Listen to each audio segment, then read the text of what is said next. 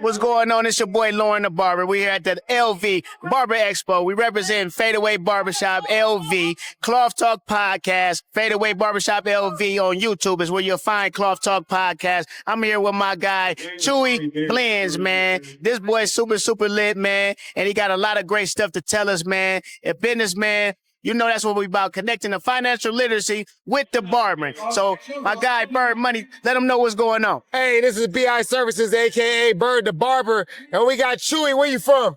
I'm from Santa Rosa, California, man. North Bay. Oh, you in Northern. Okay, you up there in the Bay, huh? Up there in the Bay, what's baby. one of the best slogans from the Bay? Yada la me. That's right. Okay, do you? Yada la me. That's right. What barbershop do you work at? We work out over at Vision's Barbershop. Shout out Vision's Barbershop. Okay. That's right.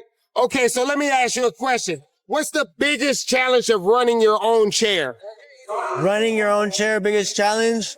It depends, because if you're a hard worker, you're going to keep that chair busy. But if you ain't putting in that work, it's going to be hard to keep that chair busy, you know what I mean? So it just depends on what type of work ethic you got, you know? Yeah.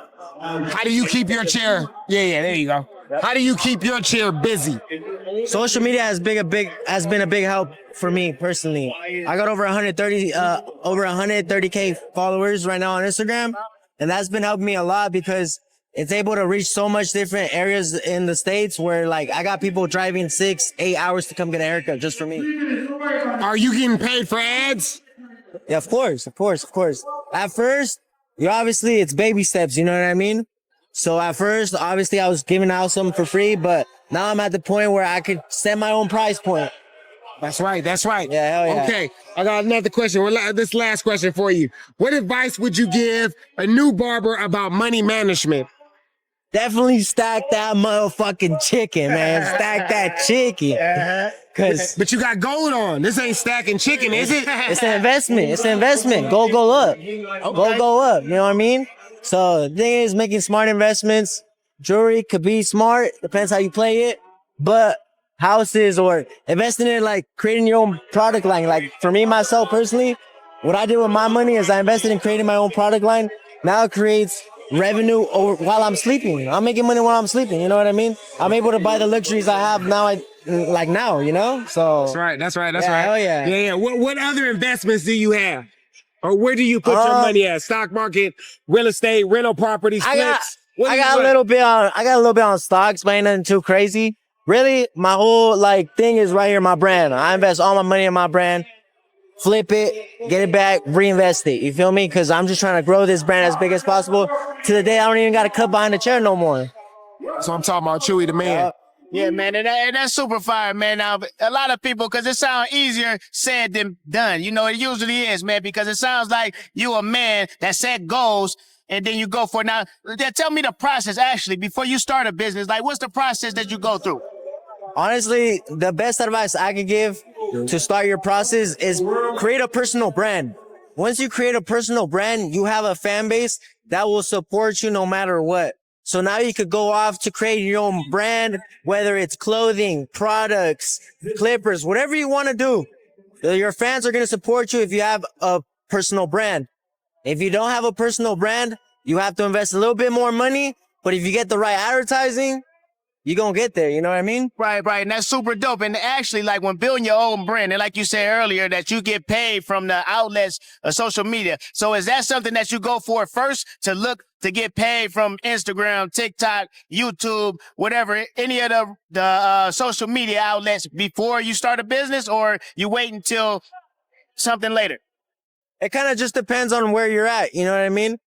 I was at a point where I had over 80K followers, but I was still not getting paid through ads on Instagram or anything. You know what I mean? Mm-hmm. But it's all about your consistency and the amount of views you get on the platform, on the different platforms. Every platform's different on how they pay you out.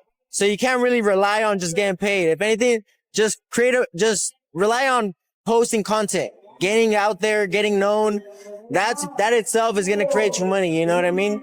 Okay. And a good thing about that as well, too, because we're talking about building up your social media aspect, because that's going to get you the money that you want when you're selling stuff. Is it a certain time? Is it a method in the way that we should approach posting videos, reels, any type of social media content? Is it a process that you go through, or do you just dish it out? Look, honestly, as long as you're dishing out content, it's better than not dishing out any content. As long as you're getting your face out there, posting videos every single day, you're gonna grow. And the more you post, the more you're gonna grow, because the more the people are gonna see your work, they're gonna see your face, they're gonna start recognizing you. So it's all about just posting content, being consistent. Consistency is key in everything you do. If you want to get good at it, you have to be consistent at it. You're gonna fail sometimes, but at the end of the day, as long as you're learning along the way, that's what you're gonna win in life. You know what I mean? Yes, sir. Yes, sir. Okay. And now we're going to talk about your brand real quick. I want you to show the people what you showed me earlier, man, because you showed me something fire, man. So let's tell us about your brand and what you got going on right now. So my brand right now is Chuyblendz Alpha Line. I launched a white enhancement pencil, a black enhancement pencil, and a brown enhancement pencil. The white is used for lineups. The black and brown is used for designs and beards. But right now, today, we have the unreleased Alpha Sauce. Let me get right behind you. This is the new enhancement ink that we will be releasing October 3rd. So go get your hands on that. And here's the thing why I created this enhancement, right? A lot of the brands advertise like waterproof, water resistant, all that. But as soon as your client goes home and showers, it comes off. And how do you know? Because the next time they'll be like, oh, don't even add that. I'm going to go home and shower. It's not even going to last. Right. So the reason I created this was like your haircut, a taper, a ball fade, anything lasts about 3 days bald. So as long as it lasts 3 days, we in the money. You know what I mean? Your haircut going to be crispy for an extra 2 days. Yes, sir. That's more than the average cut. So I wanted to create an enhancement that's actually going to last and be water resistant, but also you're able to go shower, have a regular shower. You don't have to stress about the enhancement coming off because it's going to stay on there. Yes, sir. Yes, sir. That's super duper fine. And can you show the people what you showed me in your phone earlier real quick so I can add that in there? Yeah, man. But I mean, this is the real deal. The reason why I told him to do this in the middle of the interview is because it impressed me so much that I said, they got to see this. You know what I'm saying? And I want to make sure that I add this into this video. So let's show the cameraman. All right, let's show it. All right, look, so everybody shows this process and says, oh, our enhancement is waterproof. And yeah, it's waterproof, but no one shows them scrubbing the actual hairline with the ink. Like, as you can see, the ink literally stays on. We go back with the water and literally stays on like nothing. Like nothing ever happened. You go home, shower, What are you doing here? dry your hair normal. The enhancement is still on there. You feel me? No enhancement in the market does that. Hey, man, and that's super duper fire. So, yeah, man. So anything you want to tell the people right before you leave, you know? Hey, if you're a young barber out here in this community, keep on grinding every single day. Do not stop working, because the only way to get big in this industry is by putting in that work. So make sure you put in that work. And also follow my boy over here. They be doing big things, man. 100%. Yes, sir, man. I appreciate you 100%. But yeah, definitely make sure y'all follow us. Fadeaway Barbershop LV on YouTube. And you follow the Cloth Talk podcast and everything that we do. We're going to make sure you stay updated with people like this that's making more out of the barber industry than just being behind the chair. You know, straight up. So that's it, and that's all. Off to the next one. Thank